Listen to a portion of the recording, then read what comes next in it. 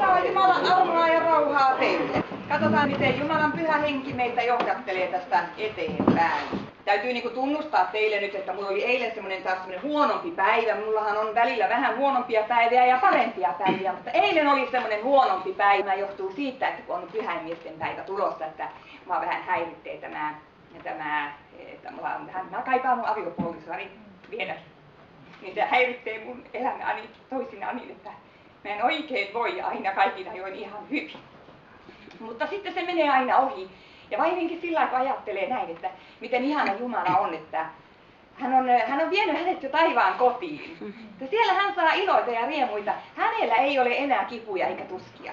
Eikä hän lankeile enää täällä. Kukaan ei voi häneltä ottaa hänen sitä kunnian kruunuaan pois. Vaan hän on perillä. Hän on päässyt puhtailla paperilla perille. Siellä on Jeesus ottanut vastaan ja sanonut, että hyvin taisteltu nämä maailman myrskyt. Me ollaan täällä vielä jäljellä.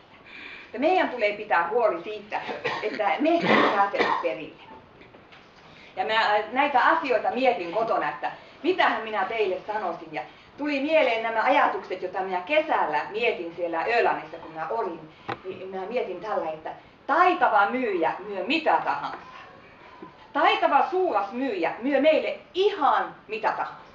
Ja jos olette televisiota katsonut, niin monta kertaa huomaatte, että kun te olette mennyt tuon kaupan hyllylle, niin ihme kumma, että sieltä tarttuu juuri se tavara käteen, mitä sä olet nähnyt jossakin mainoksessa. Sä haluat kokeilla sitä, mitä se myyjä sinulle myy. Ja monesti käy näin, että sitten kun oikein taitava myyjä myy jonkun kalliin tavaran, niin sitten rupeaa miettimään siinä jälkeenpäin, että olisiko katumusviikko voimassa, kun huomaa heti jälkeenpäin, että tulipa tehtyä typerä juttu, että ostettua ylipuhumisen perusteella joku asia, jota ei ehkä tarvitsekaan. Ja sitten mä oon miettinyt monta kertaa juuri näitä asioita tästä hengellisestä mielessä. Nykyisin on asianlaita, kuulkaa, sillä tavalla, että on hirveän paljon ympäripyöreitä hengellistä sanastoa, joka ei johda yhtään mihinkään. On niin hyviä kokouksia, että jos et ole tarkkana, niin siellä koet, että no olipa hyvä kokous. Mutta se on ollut niin ympäripyöreä, niin täynnä menoa ja vetoa, ja jopa meteliä ja ääntä. Mutta ei kuiskaustakaan Jeesuksesta. Ei kuiskaustakaan sovitustyöstä. Ei pienintäkään viittausta siihen, että pitäisi tehdä parannusta. Kaikki kuulostaa hirveän hyvältä. Mahdottoman hyvältä. Mutta Herra puuttuu. Pyhä henki puuttuu.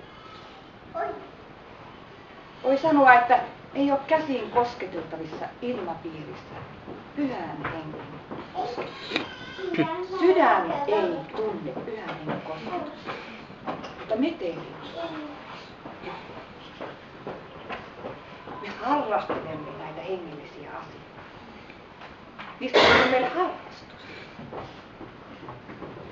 Eikö ole kauhia asia? Mitä pitemmälle maailmanmeno menee, niin kuin Raamattu sanoo, mitä lähemmäs lopun aikoja me elämme, sitä enempi hengellisyys käy harrasteluksi, josta puuttuu Jumalan voima. Jumalan voima puuttuu meidän elämään. Sovitustyön edellä menee ihmeet ja merkit. Haetaan niitä, että mitä suuria tekoja Jumala teki. Kuullaan puhuttavankin vaan siitä, että mitä tapahtuu jossakin kaukana, vain ihmeitä ja merkkejä. Mutta ei sitä, että ihmiset pelastuu. Se on suurin ihme ja merkki, että jotkut pelastuu. Sielu pelastuu. Se on kaikista suurin teko. Ja Jumalan tahto meillä. Se on se, mitä varten me elämme täällä. Että sielujen luku tulisi täyteen. Sitä varten Jumala viivyttää sitä päivää, milloin hän hakee omansa kotiin. Mutta niin monella on mennyt tämä asia, että puhutaan puheen viisaudessa,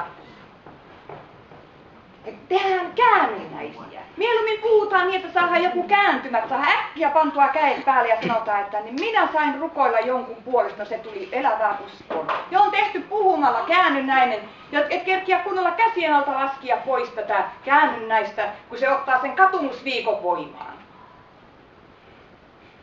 ja kääntyy entisille teoille, koska Jumalan pyhä henki ei ollut mukana. Jumalan pyhä henki ei ollut tervetullut siihen tilanteeseen.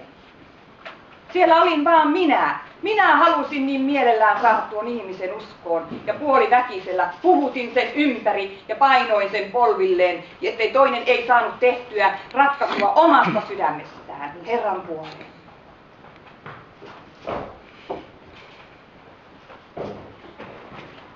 Tämä on minusta aika harmillinen asia, että kun minäkin haluaisin niin mielellään, että Jumalan pyhä henki laskeutuisi niin kuin tähänkin kokoukseen. Mä niin kaipaan, että Jumalan pyhä henki valtaisi meidät uskon henkiä. Mä niin kaipaan. Mä tiedän, että Jumala on luvannut meille, että hän koskettaa meitä. Mutta siinä on kyllä se, että meidän täytyy kääntyä Jeesuksen puoleen. Ei kuunnella mitä puhujat sanoo. Ei katsoa miten ne laulut menee. Tai mitä kukakin puhuu. Vaan kuunnella mitä pyhä henki tuo sinun sydämeen. Mistä hän muistuttaa. Ja me ollaan täällä Hesekielin 36. Siitä on mulla Raamatun paikka. Ja kuten te tiedätte, kun me on täällä niinkin useasti ollut, niin mä en oikein vanhasta testamentista mielellään puhu. Mutta se on kuitenkin otettava se paikka, minkä Jumala antaa puhuttavaksi, niin se on puhuttava. Että sille ei voi mitään. Että mä en ole vanhan testamentin puolelta ollenkaan taitava puhumaan näistä. Nämä on niin tärkeitä asioita, niin opillisestikin suuria asioita. Mutta mä nyt puhun sen, minkä Herra minun sydämelle on laskenut. Hesekiel 36. Täällä sanotaan, että Israelin tuleva armoitus. Kansa palaa maahansa, häpeää rikoksiansa ja saa uuden sydämen. Maa tulee hedelmälliseksi. Kansa runsaasti lisääntyy. Tämä on just se vanhan testamentin puolelta oleva tilanne, mitä minä kaipaan. Että me saamme armon Jumalan kasvojen edessä. Ja palaamme siihen maahan, Jumalan maahan, siihen pyhän hengen olotilaan, ihan siihen ensirakkauteen, että palataan siihen ja saadaan kosketus Jumalasta. Ja saadaan anteeksi, saadaan uusi sydän, uusi mieli, saadaan anteeksi, puhtaat paperit. Ja kansa lisääntyy, siunaus meidän elämässä lisääntyy. Ja tämä alkaa täältä, mistä mä alan lukemaan, niin se on 25, luku 36 ja 25 siitä eteenpäin. Jumala lupaa näin profeetan kautta, että ja minä vihmon teidän päällenne puhdasta vettä, niin että te puhdistutte kaikista saastaisuuksistanne ja kaikista kivijumalistanne minä teidät puhdistan. Ja minä annan teille uuden sydämen ja uuden hengen minä annan teidän sisimpäänne. Minä poistan teidän ruumiistanne kivisydämen ja annan teille lihasydämen. Henkeni minä annan teidän sisimpäänne ja vaikutan sen, että te vaellatte minun käskyjen mukaan, noudatatte minun oikeuksiani ja pidätte ne. Niin te saatte asua maassa, jonka minä annoin teidän isillenne, ja te olette minun kansani, ja minä olen teidän Jumala. Minä vapahdan teidät kaikista saastaisuuksistanne, ja minä kutsun esiin viljan, ja teen sen runsaaksi, enkä anna teidän nähdä nälänhätää. Minä teen runsaaksi puitteen, hedelmän ja pellon sadon niin, ettette joudu kärsimään kansojen seassa herjausta nälän takia. Niin te muistatte huonon vaelluksenne ja tekonne, jotka eivät olleet hyvät. Ja teitä kyllästyttää oma itsenne rikostenne ja kauhistustenne tähden. Onko sulle käynyt koskaan niin, että kun Jumalan henki koskettaa sinua, että sinua kyllästyttää oma itsesi? Minua kyllä toisinaan kyllästyttää oma itseni niin täydellisesti. Vaikka kuinka tietää, että tämä henki haluaa kulkea Jumalan teitä. Niin kuin täällä sanotaankin, että te noudatatte minun oikeuksiani ja pidätte. Kuinka niin hartaasti minunkin sydämeni haluaa noudattaa Jumalan oikeuksia. Niitä ihania sanoja ja neuvoja, mitä tässä kirjassa on. Mä joudun vieläkin sanomaan monta kertaa, että minua kyllästyttää tämä lihakimpale, joka tässä on. Minua kyllästyttää, kun se taistelee aina hengen mieltä vastaan. Aina. Se ei koskaan tee niin kuin Jumalan henki haluaa, vaan se pistää aina pienen sodan pystyyn. Aina.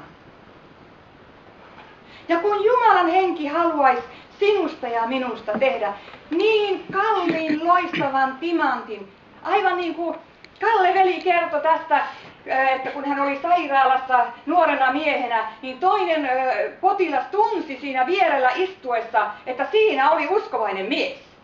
Että se pyhän hengen ilmapiiri, minäkin haluaisin, että se leijus minun mukana, että näkyisi oikein tuossa, että joku rauha kulkisi minun mukanani, joka on Jumalan antama rauha. Että toinenkin voisi nähdä hädän hetkellä, tässä kulkee Jumalan ihminen, tähän minä voin luottaa. Etkö sinäkin halua? Jumala on luvannut meille, että hän antaa meille kaiken sen, mitä me tarvitsemme tähän elämiseen ja jumalisuuteen.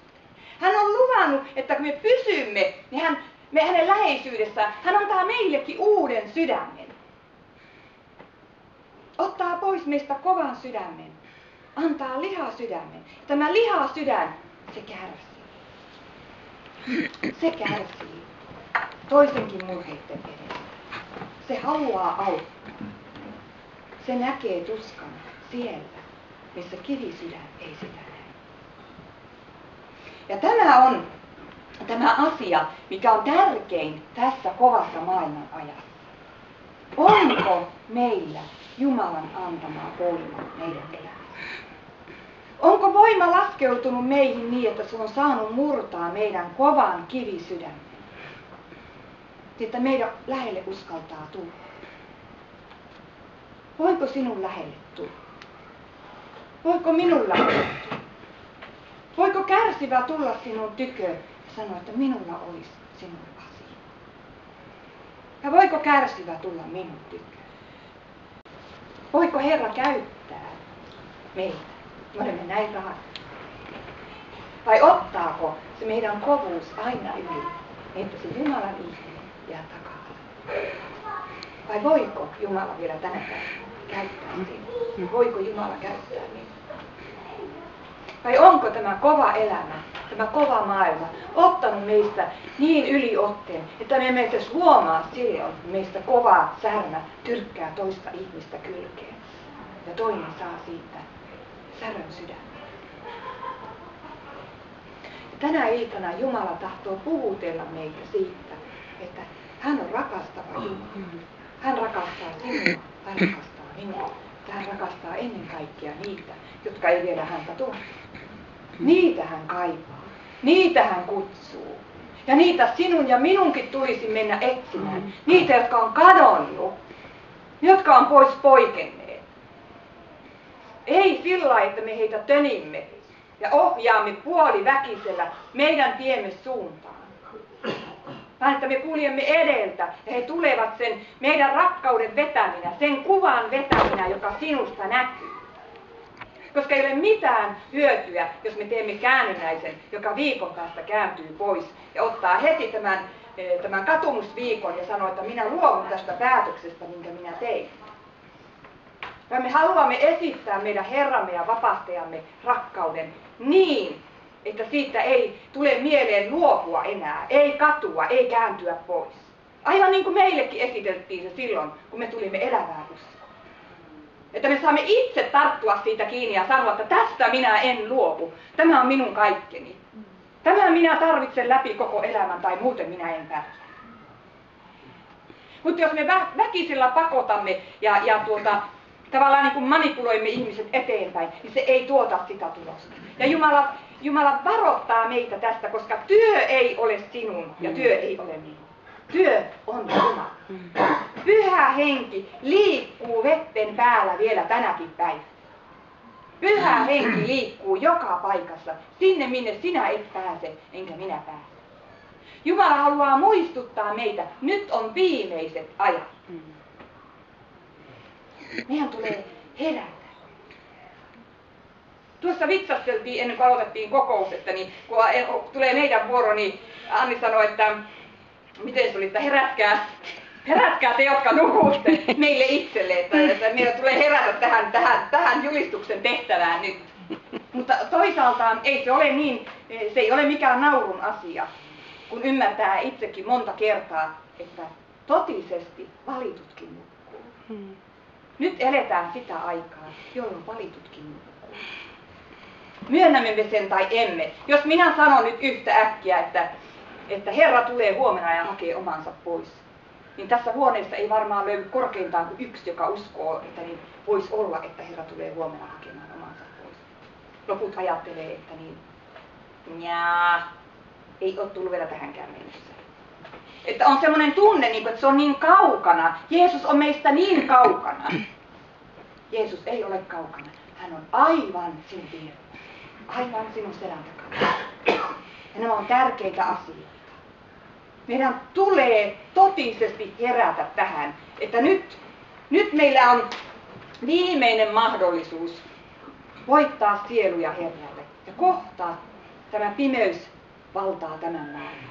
Ja silloin me olemme pois. Silloin meistä jokainen on pois tästä maailmasta. Silloin olemme Herran tykönä. Nautimme iloa, rauhaa, lepoa. Ja miten käy niiden, jotka on meidän naapureita, sukulaisia, ystäviä, tuttavia? Jääkö he tähän pimeään aikaan? Raamattuhan sanoo näin, että Paavalikin julisti ensimmäisen korintolaiskirjeen 2. luvussa, niin sillä sanotaan, että Paavali julisti heikkoudessa. Hän julisti heikkoudessa. Ei hän julistanut sanan helinällä suurista teoista. Mistä hän julisti heikkoudessa? Hän julisti ristiin naulittua Kristusta. Se on ainut asia, mikä kantaa hedelmän. Ristiin naulittu Kristus. Jos emme mainita ristiin naulittua Jeesusta, joka on meidät sovittanut, niin millä me sanomme, että joku voi ostaa tai lunastaa sielunsa? Ei millään muulla kuin Jeesuksen kalliilla verellä. Silloin tulee puhdas omatunto. Silloin tulee uusi elämä. Vain Jeesuksen ansiosta. Ja se jää niin pienelle osalle, jopa minunkin julistuksesta monta kertaa. Jeesus jää toiselle sijalle, kun on kaikenlaisia muita höpötyksiä. Te olette kuullut monta kertaa, kuinka on vaikka minkälaista juttua. Ja kuitenkin kaikista tärkein on se, oletko sinä antanut elämäsi Jeesukselle tänään? Syyttääkö sinun omatunto sinua jostakin tänään? Vai onko sinulla puhdas omatunto? Jos Herra tulee ensi yönä ja hakee sinut pois, oletko sinä valmis? Oletko sinä valmis?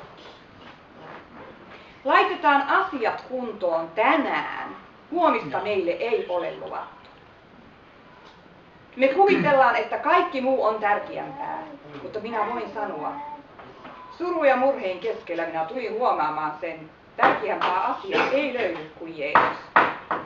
Tärkeämpää asiaa ei tule ihmisen elämään kuin Jeesus. Jos sinulla ei ole Jeesusta, niin kaikki tämä muu sinulta voidaan riisua pois kuinka äkkiä tahansa.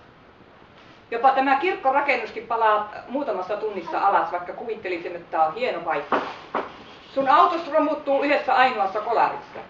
Sun koti otetaan sinulta pois kuinka äkkiä tahansa. Jopa meidän henkemmekin lähtee yhdessä sekunnissa. Viimeinen henkäys lähtee. Ainut asia, mikä sinulle jää, se on Jeesus. Ja jos sinulla ei ole Jeesusta, minä sanon sinulle, ystävä rakas, silloin sinä olet köyhä. Sä olet tosissaan köyhä. Jolla ei ole yhtään mitään, ja jolla on Jeesus, niin se on rikas. Se on totisesti rikas. Ja viimeisiksi sanoiksi mä sanon täältä ihan niin kuin 1. korintolaiskirje 2:16 sanoo. Mutta meillä on Kristuksen mies. Aamen. Meillä on Kristuksen mies. Ja minä toivon, jos täällä on joku, jolla ei ole vielä Jeesusta omassa elämässä, niin punnitsepa. Punnitsepa. Tämä oli viesti Herralta sinulle tänä iltana. Kiitos rakas kallis mestari.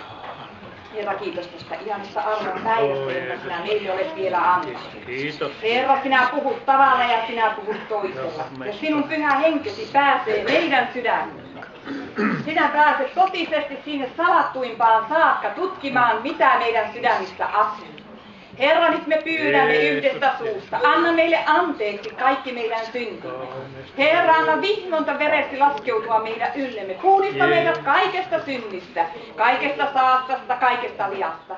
Anna meidän tänä päivänä kokea, kuinka sinä vapautat meidät kaikista syntikasveista ja annat meille uuden ihanan elämän.